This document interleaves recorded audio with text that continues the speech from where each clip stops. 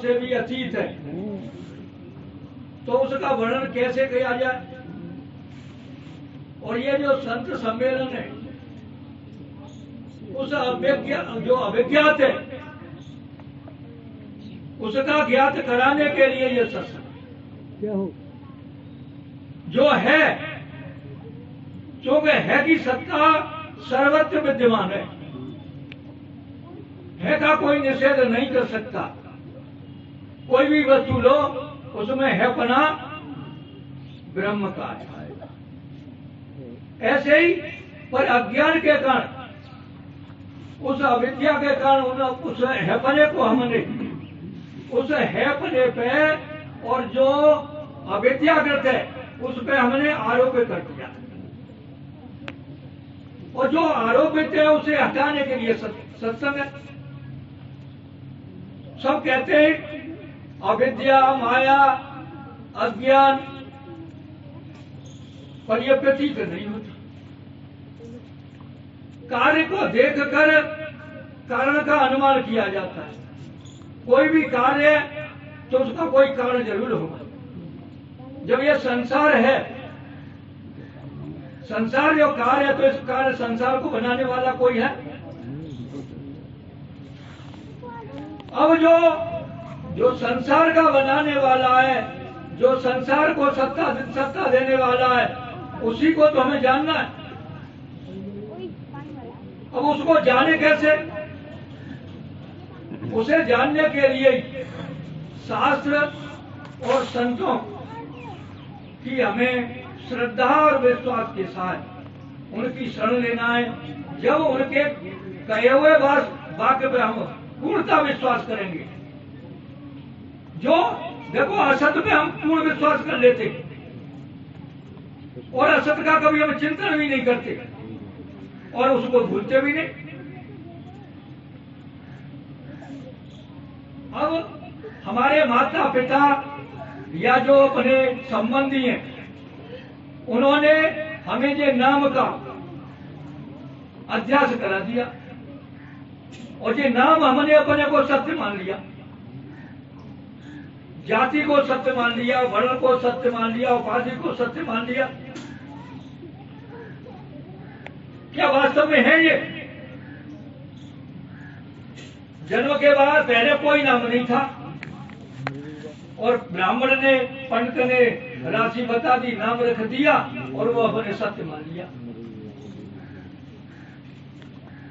अब और उस सत्य को जनाने के लिए सत्संग है कि वास्तव में जो तू है कौन। पर इसका कारण क्या? सभी चर्चा कर रहे थे कि अमृत क्यों ना पीवे बाबरिया, जब अमृत ही है। भगवान देखो हमें विशेषण आते ब्रह्म के, सत्य, चित्त, आनंद और अद्वैत, सच्चिदानंद स्वरूप। और जितना जब कोई भी पसारा दिख रहा वो परमात्मा से सब अभिन्न है। सोने के बने आभूषण सोने से भिन्न नहीं होते, तो क्या परमात्मा का बना हुआ संसार परमात्मा से भिन्न हो सकता है? जब आनंद स्वरूप हो तो इसका सबको ज्ञान है कि मैं हूं और मैं जानता हूं। ऐसा कोई नहीं कह सकता, अपने को कोई अज्ञानी नहीं मानता। पर अध्यास के कारण अन्य में अन्य का अध्यास, जैसे अनात्मा के विशेषण असत्य, जड़ और दुख रूप और नाना, तो सत और चित्त तो हमारे असत और जड़पने को ढांप लेते हैं। असत वस्तु सत्य लगती है और जड़ वस्तु चेतन लगती है। बुद्धि, मन, इंद्रिय आज सब जड़ है और चेतन जैसे।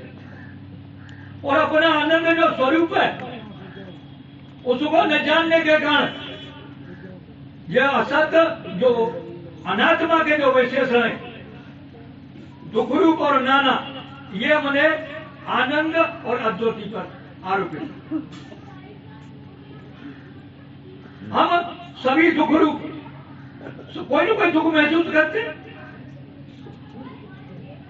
पर शास्त्र और संतों ने कहा कि दुख का कारण क्या है। दुख का हमें कारण तो जानना चाहिए। दुख का कारण है जन्म। आय इंद्रियार्थेषु वैराग्य न अहंकार एवं च जन्म मृत्यु जरा व्याधि दुख दोषांता।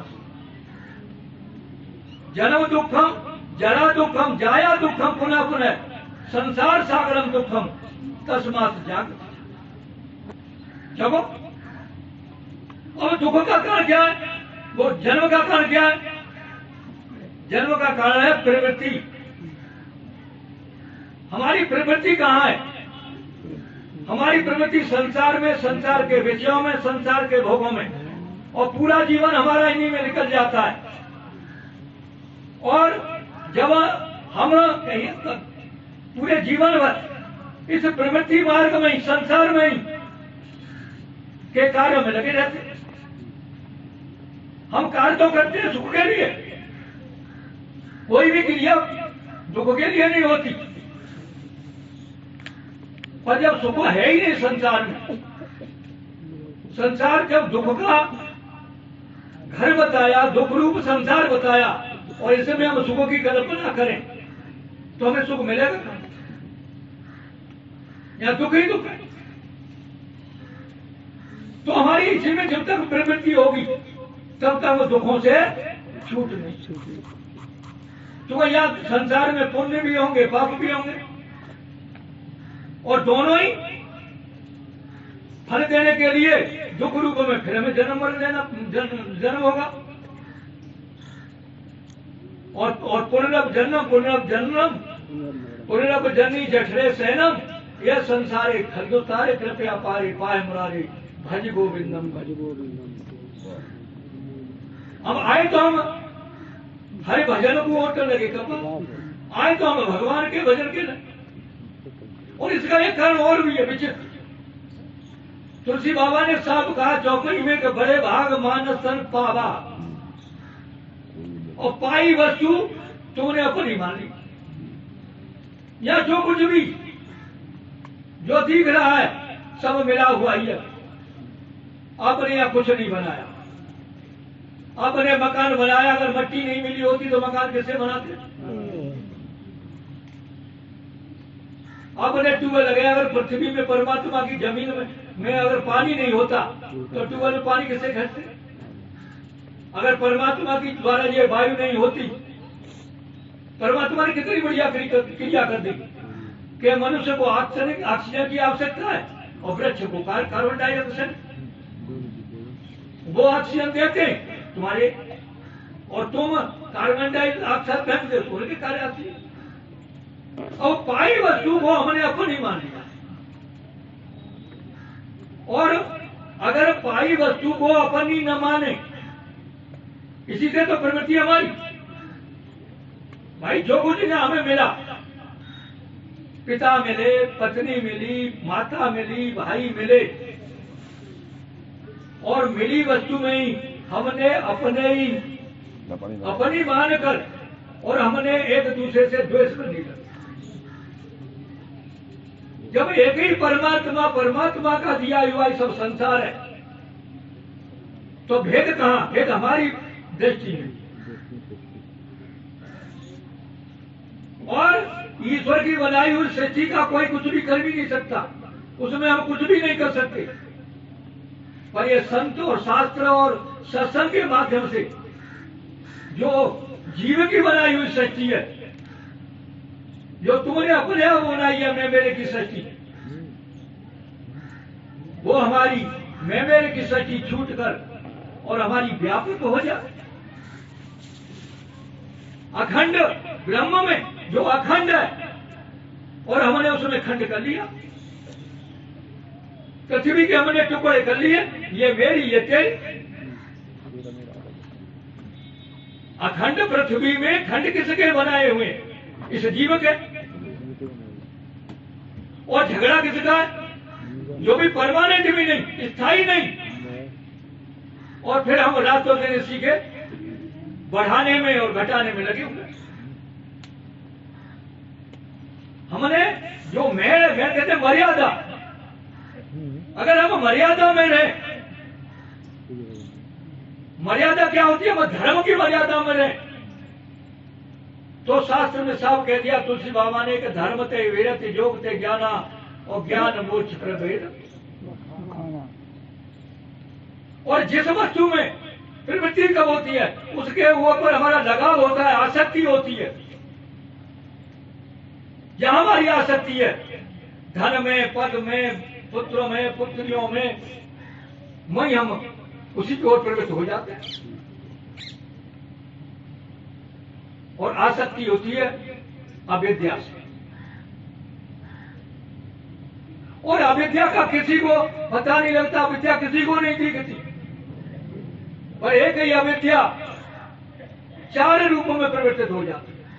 अविद्या का कार्य दिखता है। अनात्मा में आत्म बुद्धि, ये जितनी वो जो शरीर आदि ये सब अनात्म पदार्थ है, और इनमें हमने आत्म बुद्धि कर ली, मैं बुद्धि कर ली। अनित्य में नित्य बुद्धि, जो अनित्य है प्रतिक्षण परिवर्तन है, प्रतिक्षण बदलने, क्या हमको ऐसा लगता है? कोई पता नहीं, सांस की गति कब रुक जाए। पर हम ऐसे बैठे हुए कि जहाँ घर है और परिवार है, उससे हमें स्थायी हम जहाँ सदा बने, जो कुछ हम जाए बना जाएंगे सोच बन जाएगा, फिर हमारी बात में संसार। और सुख में दुख बुद्धि,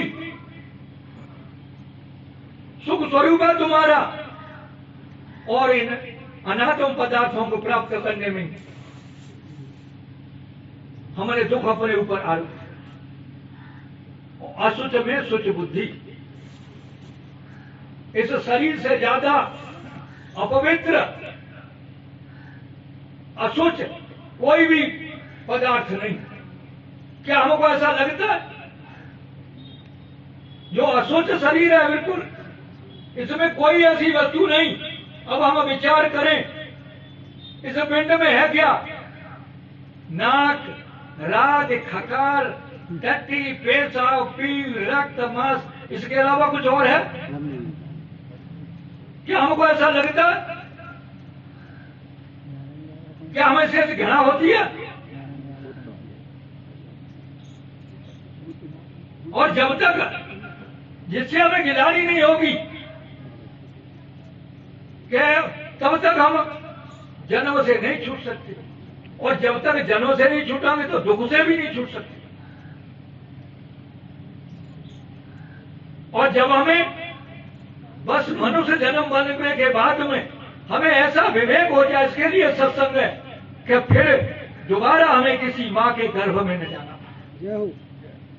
मनुष्य जन्म में अगर हम मुक्त हो गए तो हो गए, और फिर कोई गारंटी नहीं, कोई ऐसा जन्म नहीं, कोई ऐसा और योनि नहीं कि जिस योनि में तुम इस दुख से छूट सको। एक मनुष्य जन्म ही ऐसा है, चाहे तो प्रयत्न कर लो इससे मुक्त होने के लिए, और नहीं फिर बार बार बंधन में पड़ना और बार बार जन्मना और मरना, इससे हम छूट नहीं सकते। और ये पूरा जीवन हमारा ऐसे ही चला जाता है और ऐसे ही चला जा रहा है।